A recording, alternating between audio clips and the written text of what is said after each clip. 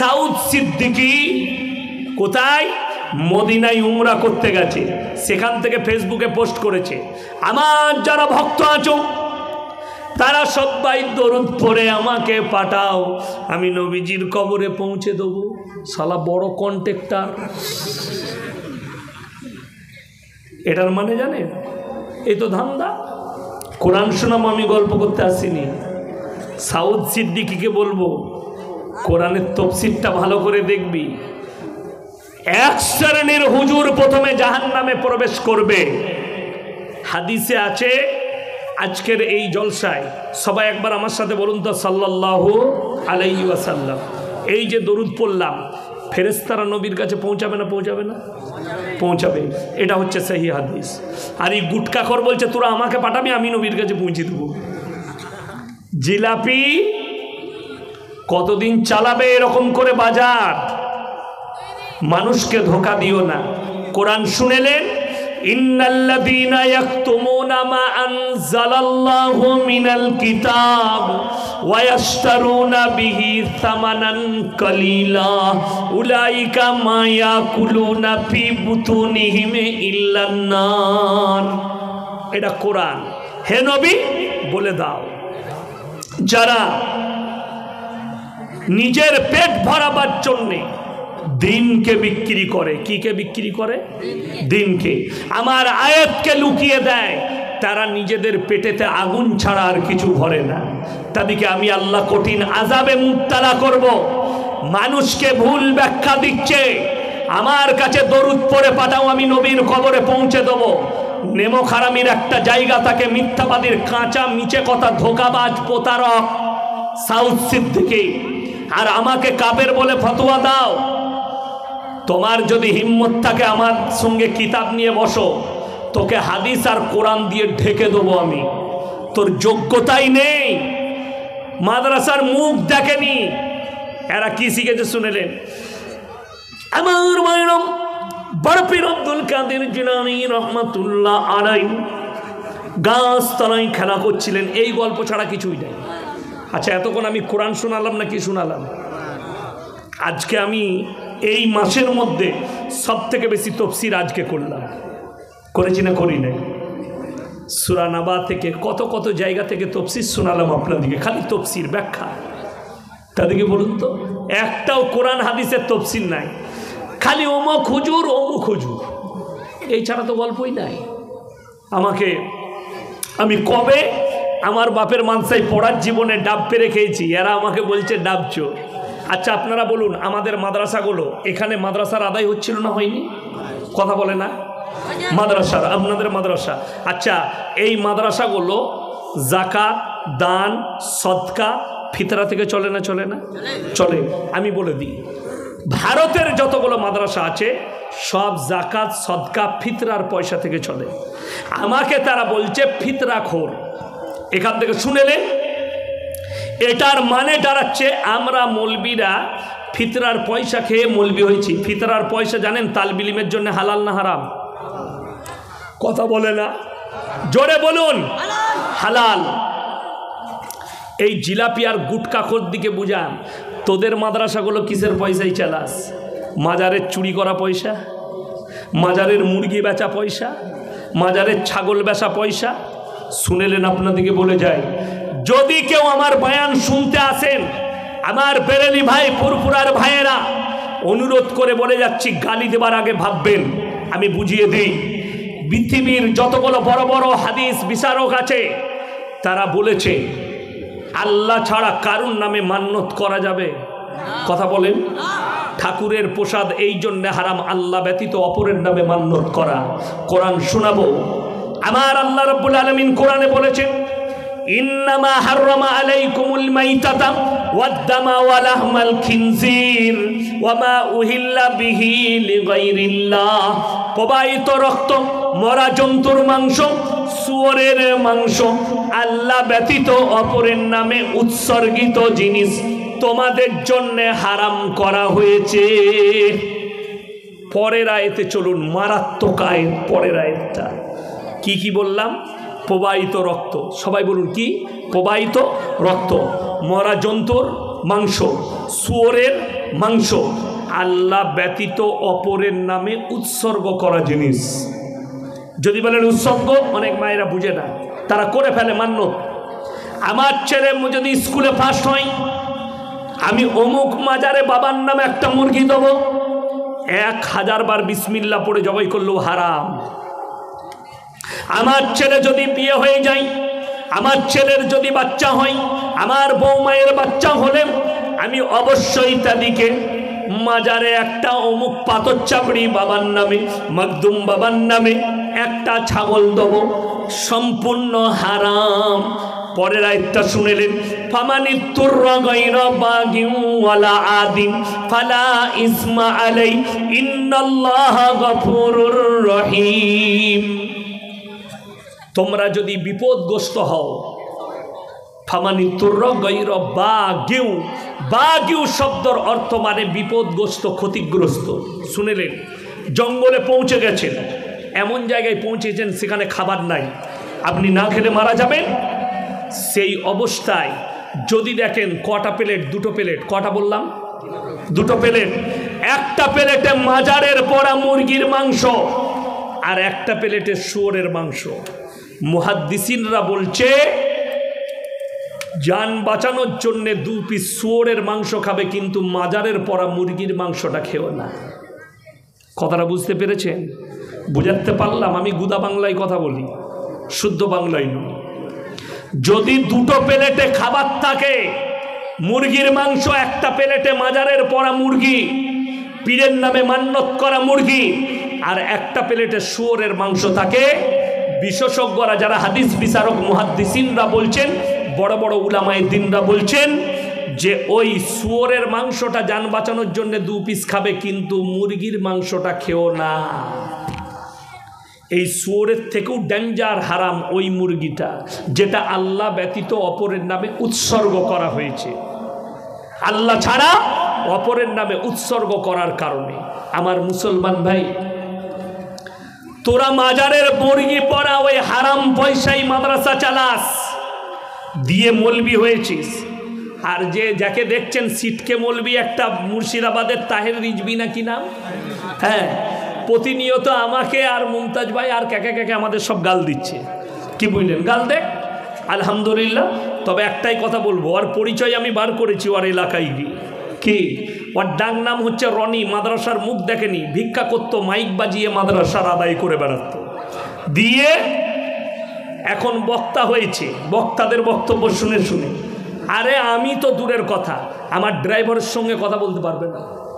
একদিন আমার driver phone করেছে, দিয়ে বলেছে আসসালামু আলাইকুম ওয়া রাহমাতুল্লাহি ওয়া বারাকাতুহু, কাইফা হাল। সঙ্গে সঙ্গে ফোন কেটে পালিয়ে গেল। মাল আরবি জানলে তো কথা বলবে।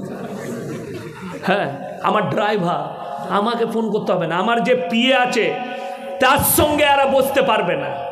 আমার যে মাদ্রাসার বাবুর্চি আছে ওদের থেকে ভালো যোগ্যতা আছে। আমার মাদ্রাসার বাবুর্চি নামাজও পড়ায়, কোরআন হাদিসও জানে। আমার মাদ্রাসার বাবুর্চির সঙ্গে বসতে পারবে না, বহু দূরের কথা। আমার সঙ্গে বসা, আগে আমার পাশে যে নদীগুলো আছে তাদের সঙ্গে দেখা কর, তারপরে দরিয়ায় আসবি। বড় কষ্ট লাগে। মাদ্রাসার মুখ দেখেনি, ইয়াসিনের চরিত্র কেমন, আমার আখলাক কেমন, আমার ব্যবহার কেমন। আমার গলসি থানায় আর বর্তমানে গিয়ে খুঁজলেন এই মৌলবিটা কেমন, আর আমার সঙ্গে যে মৌলবিরা মিশে এই মৌলবিরা চিনে ইয়াসিন কেমন, আমার আখলাক, আমার চরিত্র। শুনেলেন একটা কথা বলি, সালমান খানকে আমি যদিও পছন্দ করি না, তার বাপকে একজন প্রশ্ন করছে कि इंसान अच्छा है ये कैसे पता चलेगा। बिस्मिल्लाह, মানুষটা যে ভালো কি করে বুঝতে পারা যাবে। তিনি উত্তর কি দিলেন জানেন? প্রথমে দেখো তার কাছে কত পুরনো কর্মচারী আছে, লোক আছে। যার কাছে পুরনো কর্মচারী আছে জানবেন লোকটার ব্যবহার ভালো। আমার ড্রাইভারকে দিয়ে জিজ্ঞেস করে আসুন ইয়াসিনের ব্যবহার কেমন, আখলাক কেমন, চরিত্র কেমন। আমি যেখানে সেখানে দাঁড়াই না, পা রাখি না। আমার বিবি কেমন, আজ পর্যন্ত আমার বিবি একটা রুমাল পর্যন্ত কোনো দোকানে কিনতে বের হয়নি। আল্লাহর কৃপা, এটা আমার দয়া, আমার উপরে আল্লাহর এটা রহমত না। আমার বিবি কোনোদিন জিদ করে। আর যে রনির কথা বলছেন তাহির রিজভী, নিজের বউকে ছেড়ে দিয়ে মানে তালাকও দেয় নাই, তাকে বঞ্চিত করে আর একটা মেয়েকে বিয়ে করেছে। দুটো বউ রেখেছে, একজনকে খেতে দেয়, একজনকে খেতে দেয় না। এরা আমাদিকে গালি দেয়।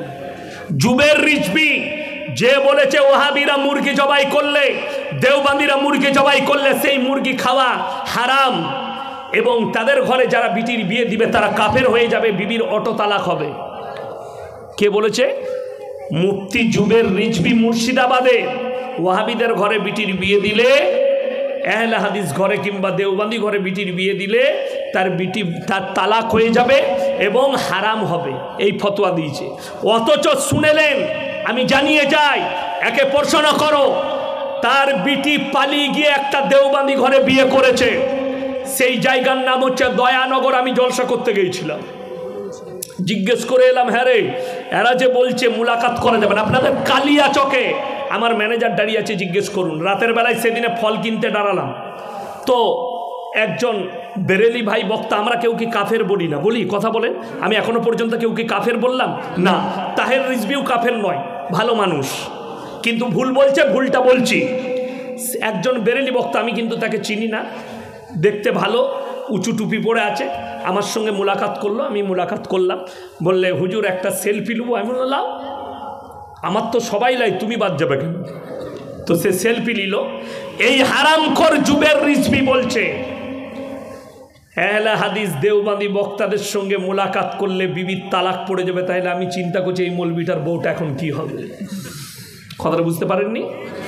কথা বললে ভেবে বলতে হবে, ফতোয়া যেন তোমার উপরে চেপে না যায়।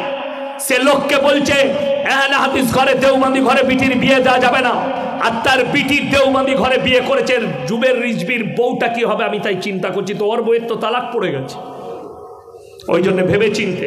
আর আমি আপনাদেরকে বলে যাচ্ছি, আপনার মেয়ের বিয়ে বেরেলি ঘরে আপনার ছেলের বিয়ে দিবেন কোন হিসাবে, সেই মেয়েটা এলে তাকে পাপ মুক্ত জীবন গড়াতে পারবেন। সকলে জোরে বলুন ইনশাআল্লাহ। কোনো অসুবিধা নাই, আমি বলে যাচ্ছি। কেউ কি জাহান্নামী বলবেন না। আমরা জাহান্নামী বলতে আমাদের উস্তাদরা আমাদিকে শিখাইনি। মাদ্রাসায় জিজ্ঞেস করুন মৌলবিদিকে, আমরা কেউ কি জাহান্নামী বলি না। একটা অমুসলিম ব্যক্তিকেও জাহান্নাম বলা যাবে না, জাহান্নামী। আর এই হারামখোরদের পেটে জাহান্নামের ফ্যাক্টরিটা বসানো আছে। সবাই জাহান্নামী, ও খালি জান্নাতে যাবে, ওর বাপ কিনে দিয়ে গেছে, জান্নাতে যাবে। নাউজবিল্লাহ। এদিকে আল্লাহ হিফাজত করুক এদের কাছ থেকে, যার কারণ হচ্ছে ইলম কালাম নাই। আহমদ রাজা বেরেলভি 1000 কিতাব লিখেছে। 1000 কিতাবের মধ্যে একটাও নবীর সিরাতের ওপরে কিতাব লিখতে পারেনি। কেন? আল্লাহ তাকে কৃপাই করেনি, দয়া করেনি আল্লাহর ওপরে যে নবীজির সিরাতের ওপরে একটা কিতাব লেখি। আর আমাকে গালি দাও, আমাদিকে গালি দাও, আমাদিকে কাফের বলো, আমাদিকে জাহান্নামী বলো। তোমার মুখের ভাষায় মানুষ তোমাদের কাছ থেকে অ্যাভয়েড করছে, তোমাদের ব্যবহারে মানুষ তোমাদের কাছ থেকে অ্যাভয়েড করছে। আর একজনকে দেখলাম এই ঝাড়খণ্ডে বাড়ি, এই যোগীজির মতো পাগড়ি পরে আছে, জাহাঙ্গীর না কি নাম,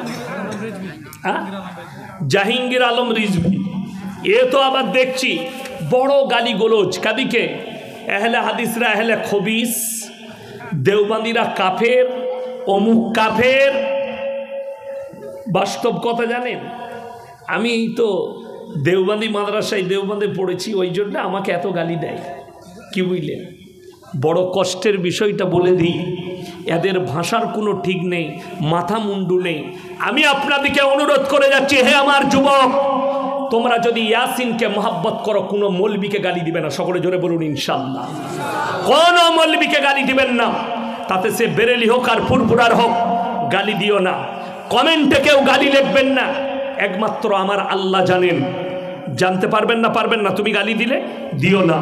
একটা জিনিস কমেন্টে লিখতে পারেন, আল্লাহ আপনাকে হিদায়েত দান করুক, আল্লাহ আপনার ভাষাগত দিক দিয়ে আল্লাহ আপনাকে হিদায়েত দেখ, এই দোয়া করবেন। কোনো মৌলবীকে কেউ গালি দিবেন না। শুধু মৌলবীকে নয়, বুখারী শরীফের হাদিসে আছে, হে নবী, আল্লাহ নবী বললেন, সাহাবীরা শোনো, যারা অশ্লীল ভাষা ব্যবহার করে, যারা গালিগোলজ করে, এটা মুনাফিকদের বড় একটা আলামত। প্রতিনিয়ত যারা গালি দেয়, শুধু মৌলবীদিকে নয়, আপনি আপনার বিবিকে গালি দিবেন না, আপনার ভাইকে গালি দিবেন না, আপনার কর্মচারীকে গালি দিবেন না, আপনার সন্তানকে গালি দিবেন না, আপনার প্রতিবেশীকে গালি দিবেন না। মুখের ভাষাকেও খারাপ করবেন না। জোরে বলুন ইনশাআল্লাহ। আমরা নামাজ পড়ে হজ করি, নিজেকে ইমানদার বলি, কিন্তু অন্যর হক খাই, বেঈমানি করি। এই সম্বন্ধে কিছু বলেন। মাতা পিতার প্রতি কি ব্যবহার করতে, কারণ মাতা পিতা কেমন আছেন মাস বছর খবর রাখি না। মাশাআল্লাহ, খুব সুন্দর প্রশ্ন করেছে। দেখুন, প্রথমটা বলি, আমি হজ করি, নিজেকে ইমানদার বলি। দেখুন, হজ হচ্ছে যার পয়সা, যার ফরজ হয়েছে সে হজ করবে। কি বুঝতে পেরেছেন না পারেননি? হজটা ফরজ, হজ করেছে বলে সে জান্নাতি হয়ে যাবে, এটা কোনো মানে আছে? নাই। হজ করেছে, হজটা ফরজ আদায় করেছে, সেটাকে ধরে রাখতে গেলে তোমাকে ঠিক রাখতে হবে। হজ করে এসে যদি ক্যাঁচা মেরে লোককে মারতে যাও, তাহলে তোমার হজ কি রইল? কথাটা বুঝতে পারেননি? দেন দেন দেন দেন, কি লিখেছে দেখছি। তারপর কোনো এক অন্যায় না করেও আমি দোষী এবং এটা সবাই বিশ্বাস করে। আমি কাউকে বোঝাতে পারি না যে আমি অন্যায়টি করিনি। অতএব হাসরের ময়দানে তারা কি জানতে পারবে আমার সত্য মিথ্যা? অবশ্যই জানতে পারবে, আল্লাহ প্রকাশ করবেন এগুলো। মাইদিকে বলি, কেউ যদি কারুর নামে মিথ্যা অপবাদ দেয়, সেই পাপটা না করা পর্যন্ত আল্লাহ তাকে মৃত্যু দিবে না। এটা লিখে রেখে দিবেন। অবশ্যই কারুর নামে মিথ্যা অপবাদ দিবেন না। জোরে বলুন ইনশাআল্লাহ। মিথ্যা সাক্ষী কেউ কি দিবেন না কারুর। আপনি জানেন না মিথ্যা সাক্ষী দিচ্ছেন। যারা মিথ্যা সাক্ষী দেবে, মিথ্যা অপবাদ দিবে, যদি বলেন কিয়ামতের দিনে কি করে জানানো হবে? কোরআনে আছে সূরা ইয়াসিন, আল-ইয়াউমা নাখতিমু আলা আফওয়াহিহিম ওয়া তুকাল্লিমুনা আইদিহিম ওয়া তাশহাদু আরজুলুহুম বিমা কানু ইয়াকসিবুন। তাদের জবানগুলো ট্যাপ লাগিয়ে দেওয়া হবে, সেলাই করে দেওয়া হবে। তাদের হাত কথা বলবে, তাদের পা কথা বলবে। আল্লাহ অঙ্গ পতঙ্গকে কথা বলার যোগ্যতা দান করবে। তারা কথা বলবে, আপনি ধরা পড়ে যাবেন। এবং সব থেকে আমার মা যিনি প্রশ্নটা লিখেছেন শুনেলেন, কোরআনে আছে যে পাপ করেছে করেনি, উভয়ের হাতে ইকরা কিতাবাক কাফা বিনাফসিকাল ইয়াউমা আলাইকা হাসিবা। আল্লাহ আমলনামা দিয়ে দিবেন, তুমি নিজের হিসেব নিজেতেই দাও, নিজের মুখে দাও, তখন সব লেখা থাকবে। কেন লেখা থাকবে? কোরআনে আছে কিরামান কাতিবিনা ইয়ালামুনা মা তাফালুন। এটা নারী পুরুষ শুনেলেন। প্রত্যেকটা নারী পুরুষের কাছে দুজন করে ফেরেশতা আল্লাহ নিযুক্ত করেছে। কাতিব মানে হচ্ছে যারা টাইপ করে করে লেখে, তাদেরকে কাতিবা, আরবিতে কাতিব বলা হয়। এই দুজন ফেরেশতাকে আল্লাহ নিযুক্ত করেছেন। আমার ভাই, তারা ভালো মন্দ লিপিবদ্ধ করবেন। আল্লাহ কিয়ামতের দিনে সমস্ত আমলনামা তাদের হাতে তুলে দিবেন। আর আল্লাহ বলবেন, ইকরা কিতাবাক কাফা বিনাফসিকাল ইয়াউমা আলাইকা হাসিবা। তুমি তোমার হিসেব দেবার জন্য তুমি যথেষ্ট, তুমি নিজে পড়ে শোনাও। আমার ভাই, তখন কিন্তু আপনি বিপদগামী হবেন। এর দ্বিতীয় নম্বর যেটা আছে, মা বাপের হক। ইম্মা ইয়াবলুগান্না ইনদাকাল কিবার আহাদুহুমা আও কিলাহুমা ফালা তাকুল্লাহুমা উফফি ওয়ালা তানহারহুমা ওয়া কুল্লাহুমা কাওলান কারীমা। তোমাদের মা বাবা যখন বৃদ্ধকালে বৃদ্ধাক্যে পৌঁছাবে,